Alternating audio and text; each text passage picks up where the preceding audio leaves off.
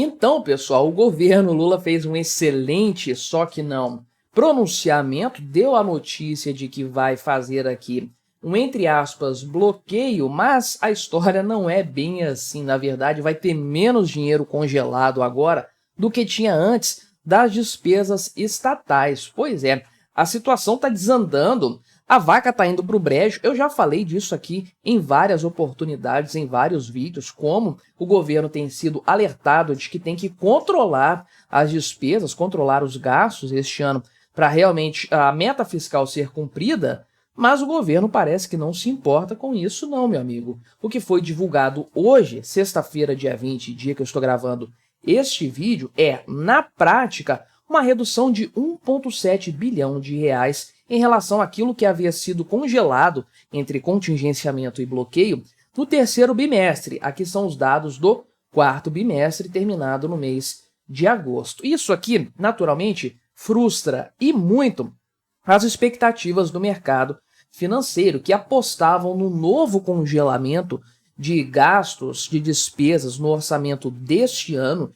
Congelamento esse aqui que poderia chegar até os 2 dígitos para alguns, ou seja, ultrapassar a marca dos 10 bilhões de reais, quase que dobrando o valor atual, o valor anterior, uma vez que ele foi diminuído agora, né? Vamos conversar sobre isso aqui, tentar entender de onde que o governo tirou esses números, que mágica que foi feita aqui, ou que loucura fiscal que está sendo cometida. Mas antes, não se esqueça de se inscrever aqui no meu canal se você ainda não for inscrito, e se você quiser colaborar financeiramente aqui com este meu trabalho, você pode se tornar membro patrocinador do meu canal, com valores a partir de R$ 1,99 por mês. Você me ajuda bastante dessa forma, pode ter certeza disso, né?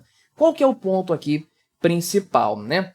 Você tem um congelamento de recursos, que é algo possível de acontecer, e ele é composto de bloqueios e de contingenciamentos. Tem diferença, sim, entre um e outro. Na prática, isso aí vai somar, vai se somar e vai fazer uma coisa só, né? O bloqueio é uma estratégia usada quando há um aumento de despesas. Para que serve isso? Para manter o crescimento das despesas dentro daquilo que preconiza o arcabouço fiscal, que é um crescimento de 2,5% ao ano, crescimento real. Isso aqui é uma tragédia completa, é o motivo pelo qual o Brasil vai para o buraco mais rápido. Essa regra aqui do arcabouço fiscal. Tem outras muito ruins também nessa nova metodologia de segurar os gastos do governo aqui. Então, quando as despesas aumentam mais do que o previsto, o governo bloqueia esses valores das despesas para segurar esse ímpeto do crescimento. Agora, o contingenciamento existe aqui também para cumprir a meta fiscal do governo, mas no sentido de compensar uma receita que foi frustrada. O bloqueio olha para o aspecto da despesa e do crescimento dessa despesa no ano, e o contingenciamento olha para a relação receita e despesa dentro da meta fiscal estabelecida. Então, no momento em que a receita cai, há uma frustração de receita ali, é preciso que a despesa caia também em proporção para que a coisa se equilibre novamente, né? Então, esse contingenciamento é mais fácil de ser desfeito porque só depende do crescimento das receitas. Já o bloqueio é mais complexo, uma vez que ele lida com a despesa total percentual. Então, é meio estranho aqui você imaginar que as despesas possam diminuir, a não ser que haja uma compensação em outra área específica. Aí, o governo cortar a despesa, compensar a despesa, é pouco provável. Aumentar a receita é mais provável, porque o que o governo Lula tem feito desde o primeiro dia do mandato dele, não é mesmo? Então, sabendo disso, existe bloqueio e contingenciamento. Esses dois pontos se somam no final das contas para você mensurar a necessidade ou não de fazer um congelamento de recursos. Até então, no último relatório, foram congelados 15 bilhões de reais. Agora, o que aconteceu? As despesas aumentaram, então o governo teve que congelar 2,1 bilhões de reais. Isso aqui se soma aos 11,2 bilhões que já estavam bloqueados no último relatório. Aumenta bastante esse valor aqui, portanto. Então, houve esse bloqueio por causa do aumento das despesas acima do limite permitido. Só que, também analisando os dados do bimestre passado, o valor que havia sido contingenciado lá foi revertido em 3,8 bilhões de reais. Por quê? Provavelmente por causa do aumento das receitas, né? E sim, o governo está batendo recorde após recorde aí de receitas este ano, nada mais normal do que ele se aproveitar disso aqui. Ou seja, na prática, o governo bloqueou 2,1 bilhões e reverteu o contingenciamento de 3,8 bilhões. Na prática, o governo cortou aqui 1,7 bilhão do que estava congelado, liberou esse recurso para ser gasto. Caramba, mesmo com toda a dificuldade de cumprir a meta, o governo está descongelando recursos. Isso não é meio estranho? Isso não é meio contraintuitivo? Não é meio arriscado? Bem, o mercado financeiro pensa dessa forma e certamente o pessoal ficou bastante surpreso, porque esta notícia aqui é anterior a essa do bloqueio, do anúncio do bloqueio, que eu acredito que aconteceu agora no final da tarde de hoje, dia 20 de setembro, sexta-feira. Então, qual que era a estimativa do pessoal do mercado financeiro? Veja, por exemplo, aqui a opinião do senhor Thiago Sbardelotto, da XP Investimento. Ele levanta a questão do CARF, do voto de qualidade do CARF. Já tratei desse vídeo aqui, desse tema aqui no canal, eu acho que em 2 vídeos, né? E a partir daí, então, o que acontece? Ele traça um cenário otimista, um cenário pessimista e um cenário realista dentro dos gastos que em tese deveriam ser cobertos por essas receitas com o voto de qualidade do CARF, que não aconteceram. Então, ele falou aqui o seguinte, analisando de forma otimista, que basicamente considera que todo o valor que o governo falou que iria arrecadar com o CARF, ou seja, quase 38 bilhões de reais, vai ser pago, só que houve apenas um deslocamento no tempo desse pagamento.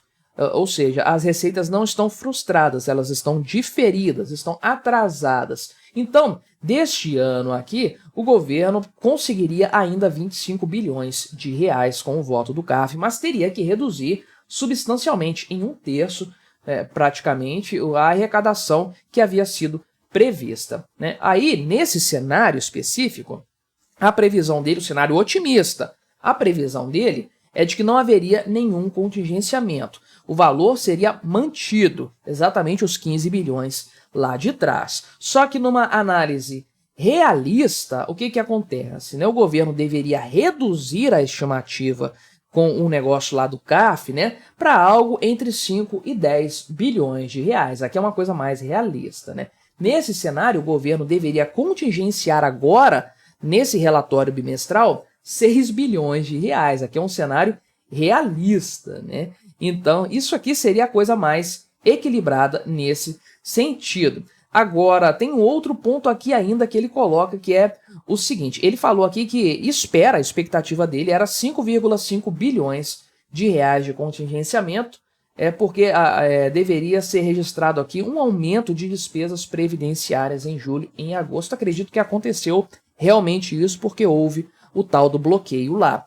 Né? Agora, ele falou que se o governo optasse por uma visão mais prospectiva, esse valor teria que subir para 10 bilhões de reais, o valor a contingenciar agora, meu amigo. Nesse relatório que o governo liberou quase 2 bilhões de reais, deveria contingenciar 10 bilhões de reais nesse cenário. Já o cara aqui, o Matheus Pisani, economista da CM Capital, na percepção dele, somando contingenciamento e bloqueio, congelamento todo, o governo deveria segurar 14,4 bilhões de reais, meu amigo.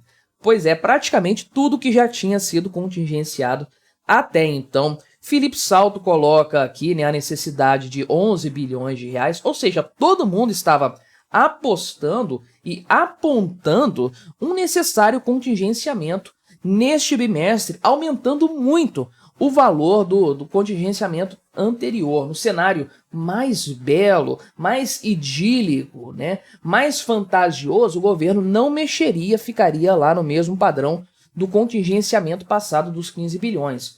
Não, o governo fez pior do que isso. Nem é o cenário otimista, é o cenário utópico, eu acredito que o governo adotou, porque diminuiu isso aqui de 15 para 13,3 bilhões, né? Não deu tempo do pessoal comentar isso aqui ainda, quando eu estou gravando esse vídeo, já é 10h30 da noite aqui já, mas eu adoraria ver esse pessoal falando dessa questão que o governo fez, né? Dessa escolha aqui do governo de descongelar 1,7 bilhão de reais, um absurdo completo, um descontrole tremendo em matéria fiscal, que a gente já conhece, a gente já sabe, mas isso aqui é pular no buraco realmente, meu amigo.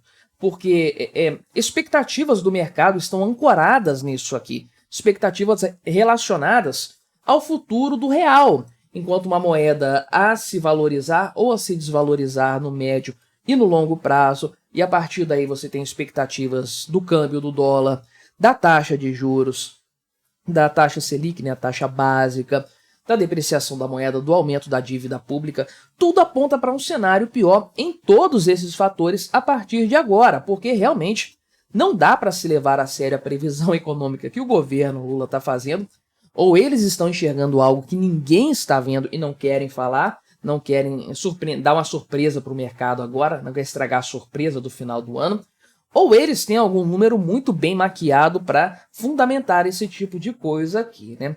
Ou simplesmente chutaram o pau da barraca de vez. Mas me diga, o que você achou dessa minha análise? Colabore com o nosso debate, se inscreva no meu canal se você ainda não for inscrito e até a próxima.